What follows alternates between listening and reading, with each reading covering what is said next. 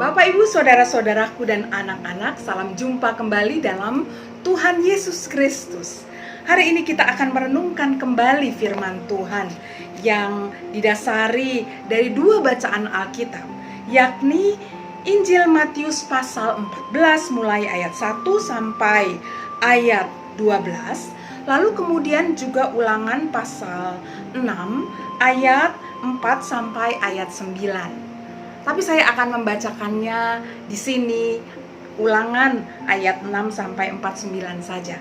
Sebelum saya membaca firman Tuhan dan kita bersama-sama merenungkannya, mari kita berdoa terlebih dahulu.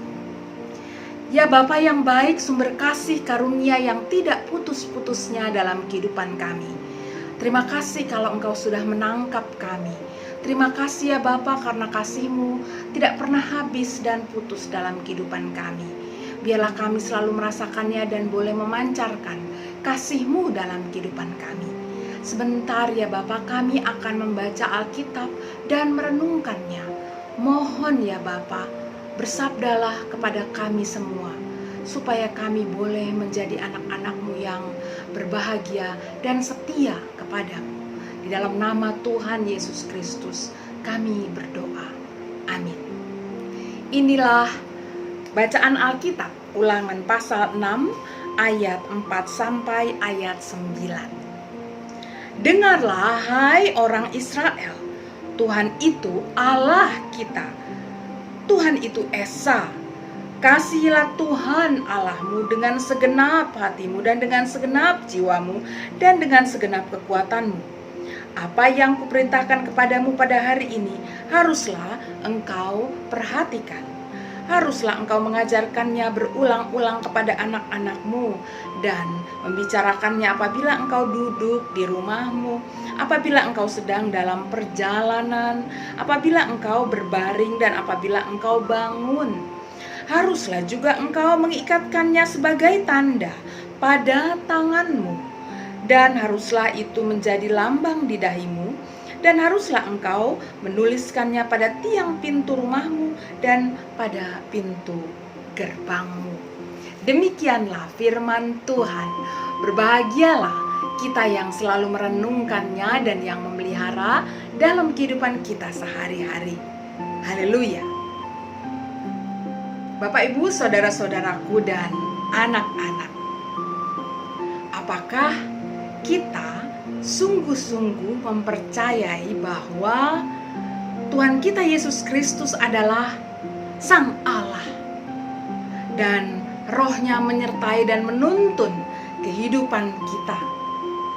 Jika ya, mari kita bersyukur kepada Allah Sang Tritunggal yang telah memperkenalkan dirinya bagi kita dan memilih kita untuk menjadi sahabatnya yang sejati. Jika ya, mari kita membuka hati dan pikiran kita selalu kepadanya untuk melihat berkat dan panggilannya dalam kehidupan kita. Jika ya, mari kita memuliakan Dia di sepanjang kehidupan kita hingga Tuhan menjemput kita. Namun setelah Tuhan memperkenalkan dirinya dan memilih kita untuk menjadi sahabatnya, saudara-saudaraku, Bapak, Ibu, dan anak-anak, ada panggilan berikutnya yang kita emban untuk menjadi setia sebagai pengikutnya, yakni mengabarkan berita cinta dan keselamatan yang Tuhan akan berikan kepada setiap orang yang ada di sekitar kita. Untuk hal ini kitab Ulangan mengajari kita sosok utama yang perlu menerima panggilan kita, yaitu anggota keluarga.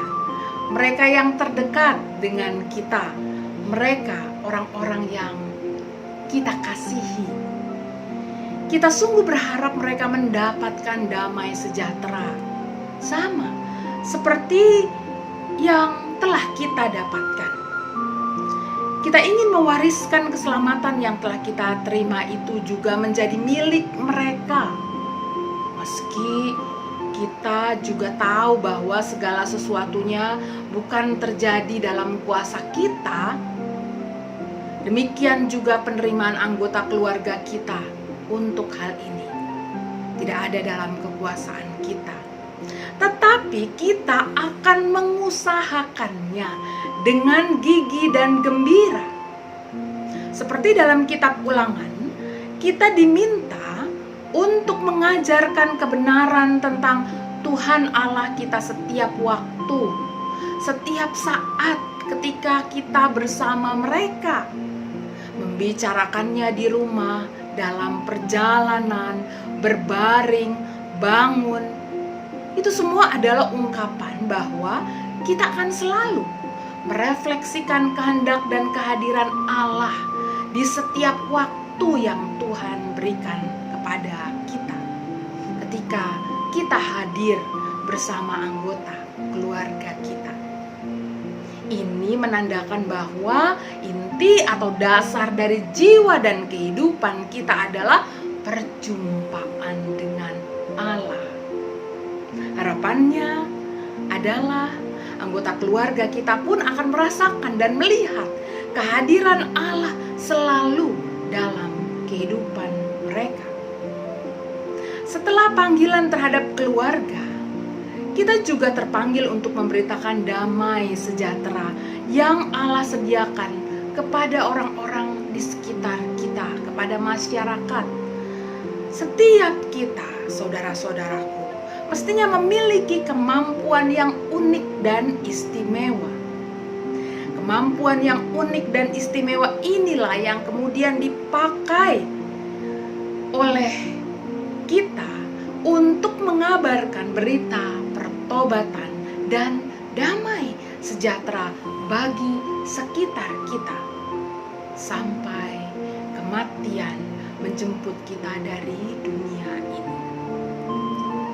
Tentu saja kita tidak menjadi fokus pada cara Tuhan menjemput kita atau kematian, karena tiap orang memiliki cara yang berbeda-beda. Lagi pula jika kita fokus pada cara kematian, maka hidup menjadi tidak menggembirakan. Itu bukan tujuan dari damai sejahtera yang Tuhan tawarkan kepada kita dan yang mau kita tawarkan kepada setiap orang.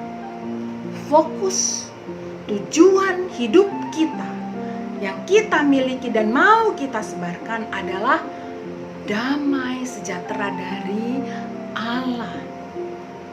Hidup yang tidak dibatasi oleh kematian ragawi.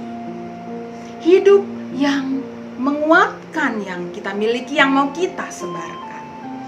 Hidup menggembirakan dan hidup yang memberi semangat untuk menghargai kehidupan di dunia ini sebagai kesempatan dari Tuhan.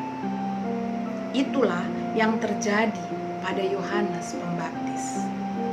Marilah Bapak Ibu, saudara-saudaraku dan anak-anak, saat ini dan seterusnya kita akan dilimpahi kebahagiaan hidup bersama Dia, karena damai sejahtera Tuhan Allah telah menjadi milik kita.